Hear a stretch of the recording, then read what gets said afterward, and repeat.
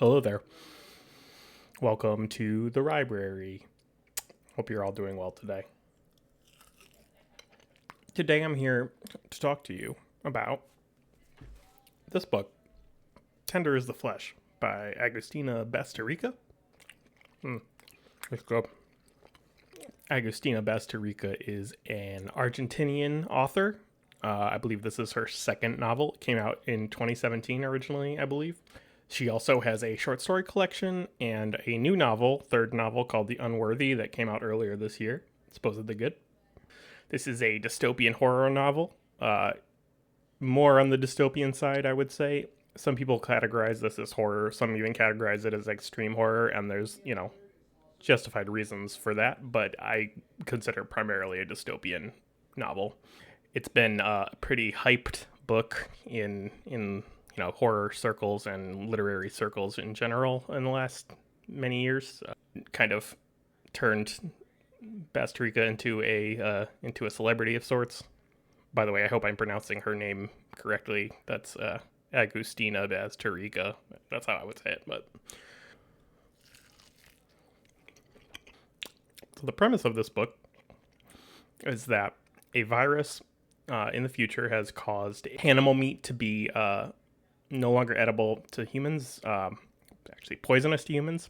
The main character in this questions whether that's actually true or whether it's government propaganda or whatever. But nonetheless, the story is that animal meat has become inedible, and animals actually have to all be killed, so animals don't really exist much in this world anymore.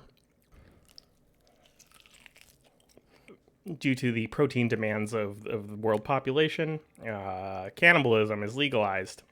That's cool. There are lots of rules and regulations regarding how human meat may be raised and purchased and consumed.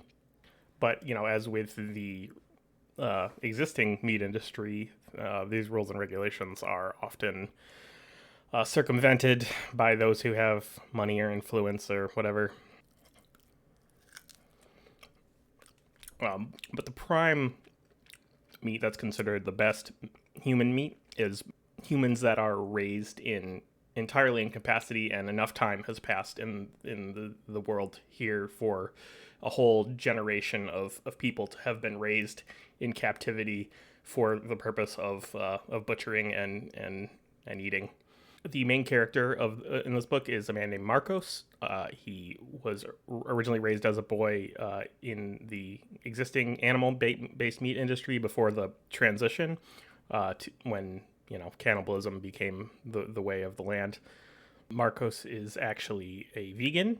He doesn't eat meat. He's never been comfortable with the way things are now with cannibalism, despite the fact that he works in a slaughterhouse. And we spend the first half of this book kind of seeing the meat industry, and like he goes to a tannery and he goes to like a supplier and all these different aspects of the meat industry. And this is kind of the most compelling and I think the best part of this book is the world building. Bazterrica has kind of taken this concept of legalized normalized cannibalism and kind of shown all these ways in which it leads to other things and leads to interesting changes in the way that society is operated. Both Marcos and his estranged wife are tormented by the death of their son, who they worked really hard to have and who died as a baby. Marcos also has a father who is in a nursing home who has dementia.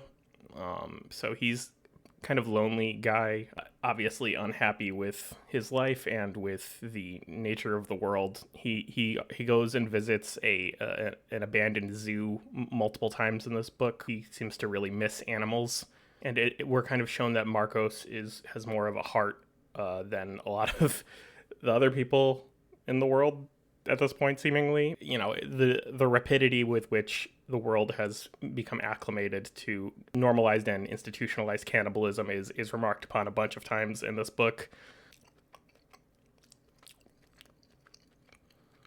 As recompense for a mistake, Marcos is given a human female to do to raise and eventually butcher. She's she's an adult human, but to raise as much as you raise the humans to eat, and then presumably slaughter. And so Marcos's thoughts about what to do with this woman and like how to handle her presence is a big part of the book. This is a short guy. This is just around 200 pages. And like I said, the majority of what we get in this book is world building, and that's great. It's great stuff. The implications that are gestured at here by Bazterrica are nightmarish. The plot itself is relatively thin. It's a serviceable plot for sure, but it's not it's not the focal point here or the selling point. I'm actually sort of surprised at how good the world building is in this book, because it's sort of literary a little bit. It definitely has that literary flavor to it, so to speak. And that kind of thing doesn't tend to focus so much on world building. It's more about usually the writing itself and the characters and that kind of thing. But yeah, I was pleasantly surprised with that, because the world building is something that I love. In the sci-fi and fantasy and horror that I love, is one of my favorite elements.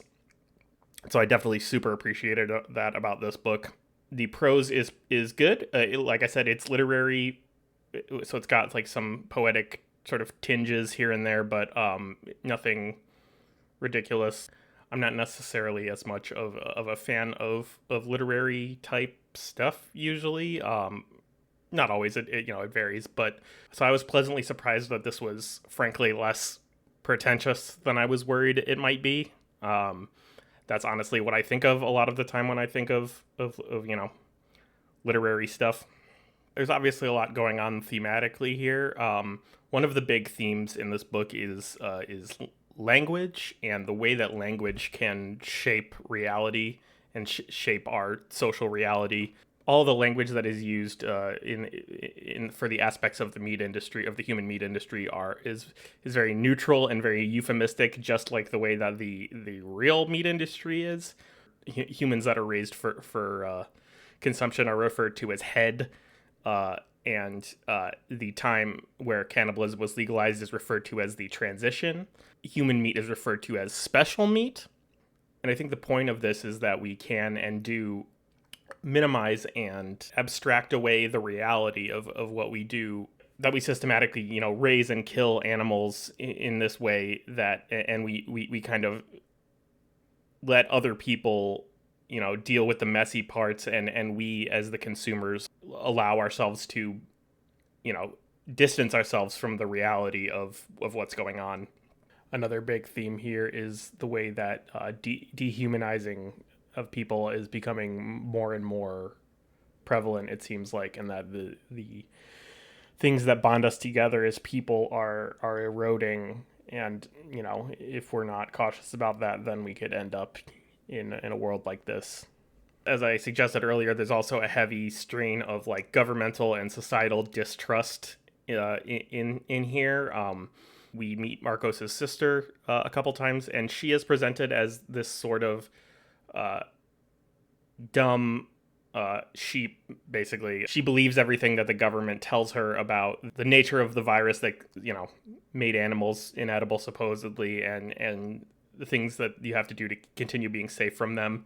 One of those things is that birds still, you can't kill all birds, so birds can theoretically still shit on you from the sky and contaminate you with this virus.